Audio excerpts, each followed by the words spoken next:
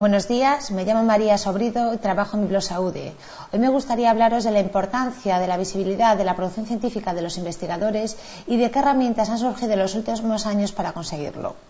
Sin embargo, para poder hablar de esto, me gustaría empezar hablando de la función del ámbito sanitario. Y es que está determinado que las funciones vienen marcadas por la actividad asistencial, docente e investigadora.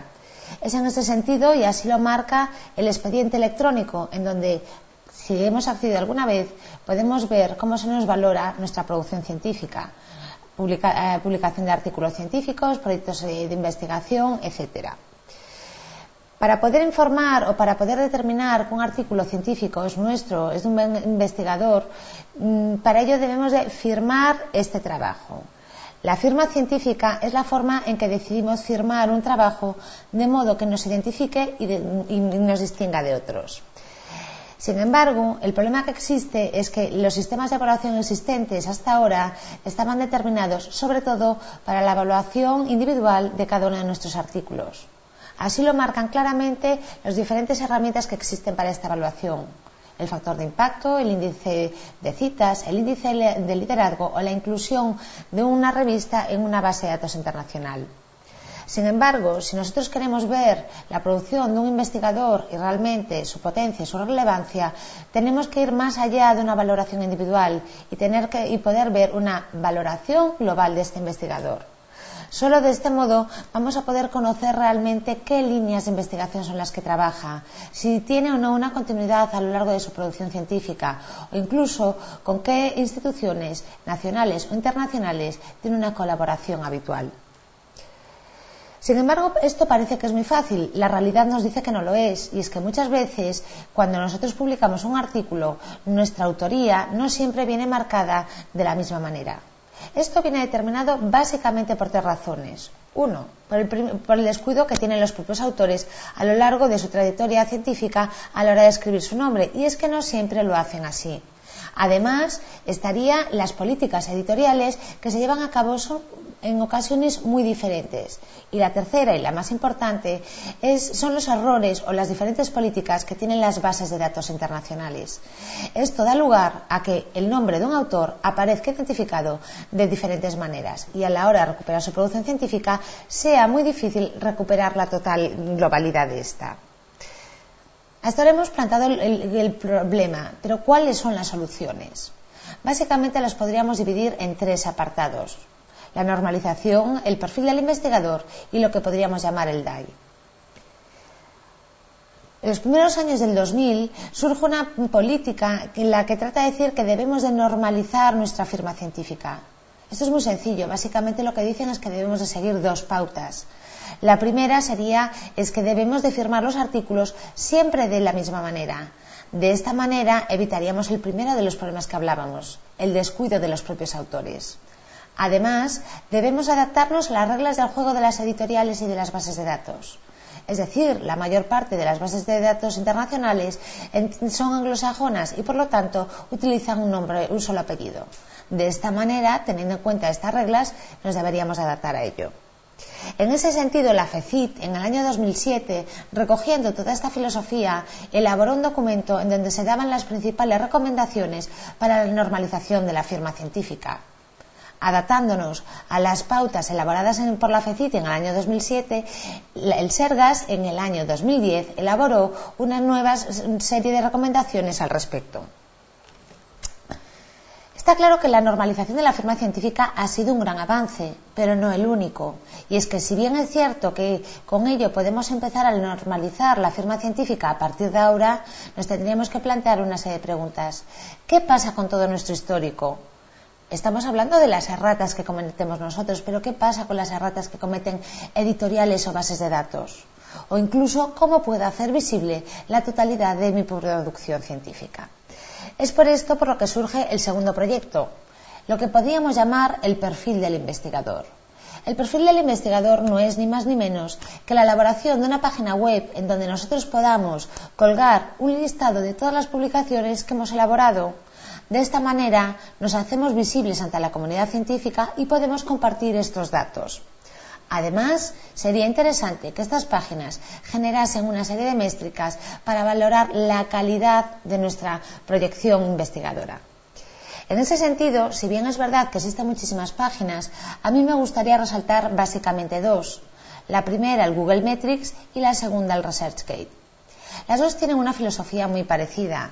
En el caso del Google Metrics, lo que nos permite es incorporar toda nuestra producción científica, libros, artículos, etc.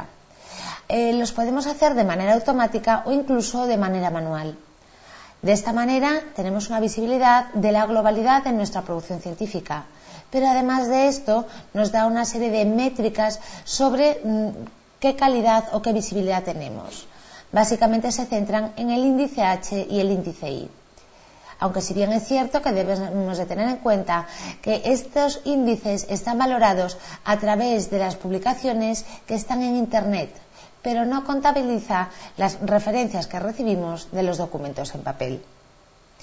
En esta misma línea surge unos años más tarde el ResearchGate. El ResearchGate tiene una misma filosofía.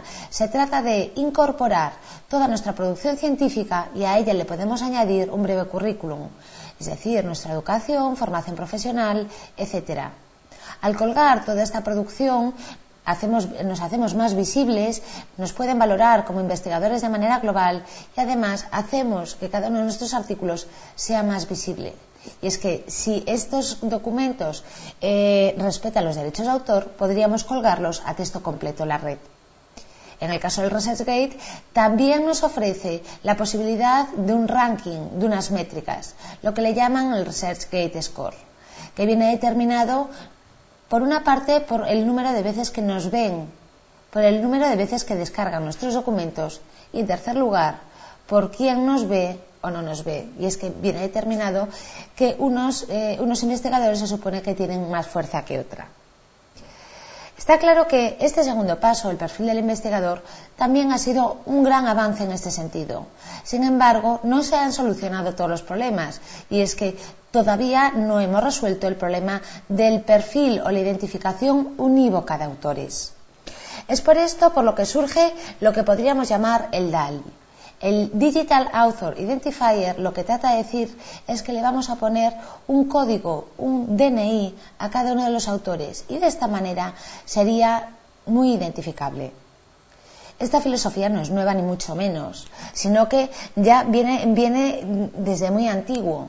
Esto sucedía con los libros, en donde se les ha puesto un código y se le ha llamado ISBN. También sucedió con las revistas, en donde le llamamos ISSN y se les puso un código. Años más tarde, con la aparición de Internet, apareció el DOI. El DOI lo que trataba de ser es un código o un número que se le adjudicaba a los documentos electrónicos para poder identificarlos claramente. Es en esta filosofía donde surge el DAI, que se trataría de introducir un número a cada autor y de esta manera los podíamos detectar fácilmente. Son muchas las iniciativas que han surgido al respecto de la identificación unívoca de autores. En el ámbito científico, a mí me gustaría resaltar básicamente dos, que han sido las más potentes. Han sido la del ResearchID y la del Scopus. En ambos casos, lo que nos permite es darnos de alta y además de incluir nuestra firma científica va a ir asociada a un número que nos adjudican estas bases de datos. De esta manera, a la hora de recuperar cada uno de los artículos que están recogidos en estas bases de datos, con nuestro DNI sería suficiente. Y es que este ha sido un tercer paso en el desarrollo y eliminación de todos estos problemas, pero no ha sido total. En primer lugar, porque en ocasiones ha creado cierta desconfianza en la medida en que son productos elaborados por empresas. Y además, porque recogen su producción científica, la producción científica de estas bases de datos, y no la producción total. Es por esta razón donde llegamos al último y al paso definitivo, la creación de un ORCID. Y es que ORCID es una organización sin ánimo de lucro que pretende dar una solución global, universal y final a todos estos problemas. Tal y como vemos en la pantalla, ORCID soluciona el problema de la normalización de la firma científica, ya que nos va a permitir, tal y como se ve en la pantalla, incorporar una firma científica reconocida y todos los sinónimos, de modo que me recogería toda la producción anterior. Además, se constituye como una página web en donde yo puedo incluir todas mis publicaciones y de esta manera estaría sustituyendo al perfil investigador. Y en tercer lugar, a la hora de registrarme, me crea un número, un ORCID ID, tal y como se ve en la pantalla, que sería un DAI o un DNI. Es importante tener en cuenta que el funcionamiento de esta página es muy sencillo. En primer lugar, para poder acceder y crearnos un ORCID, debemos acceder a la página que aparece en la pantalla, orcid.org, y registrarnos al igual que hacemos en cualquier otra página. La página que aparece en la pantalla podemos ver que está dividido en una serie de apartados. Por una parte estaría el perfil público, que es el que aparece aquí, con nuestro ORCID, nuestra firma científica y todos los sinónimos disponibles. Además, en la parte de la derecha tendríamos los apartados que corresponden a nuestro currículum vitae, que básicamente se dividirían en datos bibliográficos, educación, vida laboral, financiación y publicaciones. Una vez tenemos registrado este apartado, la incorporación de cada uno de los datos es muy sencilla. Sí me gustaría destacar dos de los apartados más importantes, el de la financiación y el de la publicación científica. Y es que, además de la posibilidad de incorporarlos manualmente, en la medida en que todos estos programas han tenido un impacto global, son muchas las empresas que están creando un vínculo de manera que podamos importar los datos automáticamente. Sucede que en el caso de la financiación, en donde podemos incorporar los datos desde el Uber Wizard, o también sucede en el caso de incorporar trabajos. Tal y como podemos ver, existen vínculos con diferentes bases de datos o recursos bibliográficos que nos importarían nuestra información bibliográfica de manera automática. Me gustaría destacar el caso del Research ID o el Scopus. Pinchando en cada una de estas opciones nos importaría todos los datos y nos quedarían incorporados automáticamente en nuestra página del ORCID. No me gustaría terminar sin hacer hincapié en la importancia presente y futura del ORCID. Y es que planea ser el único registro mundial de autores. ¿Por qué ORCID? Por muchas razones. Primero, porque integra todos los sistemas que se han ido generando a lo largo del tiempo y trata de ser universal, integrando el Research ID, el Scopus y muchísimas otras iniciativas que han surgido. Porque la mayor parte de las bases de datos lo están empezando a incorporar. Porque editores científicos ya nos los están pidiendo cuando publicamos un artículo y nos están pidiendo, además de nuestra firma científica, nuestro ORCID. Porque además la mayor parte de las instituciones, desde hace relativamente poco, nos están pidiendo que cuando queramos solicitar financiación para un proyecto, debemos incluir el ORCID. Y porque este ORCID está ya incorporado en muchas iniciativas institucionales, incluida el currículum vitae normalizado. Muchas gracias.